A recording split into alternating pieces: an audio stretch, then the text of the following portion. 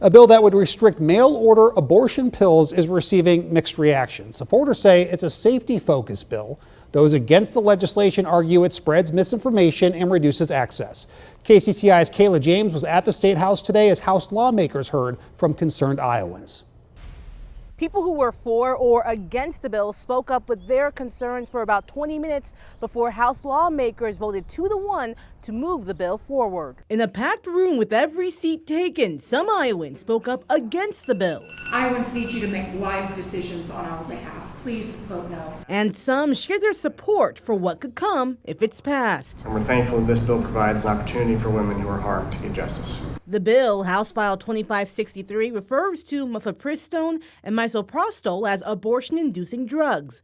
The legislation makes it illegal for a person to dispense them if they're not authorized to do so, or if it's not done in a healthcare setting directly to the patient, limiting mail-order options. If either occurs, the person administering the drug could be sued. The legislation also requires physicians performing the abortion to obtain written confirmation that the patient has been informed of information, such as risks, follow-up recommendations, and that suffering from trauma could occur. This bill would restore some of those initial safeguards, such as an in-person physical examination. But some point out some of those requirements are already in place. Providers do this in good faith, knowing that every method of abortion, including medication abortion, is exceptionally safe. An amendment discussed and recommended in the bill's passage Tuesday gets rid of a proposed requirement that physicians tell patients that it's possible to reverse the effects of a chemical abortion.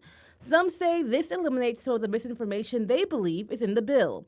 The bill did pass 2-1, with Democratic Representative Heather Mattson voting against it. I will certainly have a conversation with anybody who wants to talk about making sure that if medication is coming into the state by mail, that it is being done so in a safe way. But that is not just what this bill is about. Republican Representatives Ann Meyer and Devin Wood voted in support of it. I think we really do need to take a serious look at making sure that access to medication like this is not from an unlicensed, unregulated source from who knows where. Because this was a subcommittee meeting, the bill will have to go through a committee meeting next.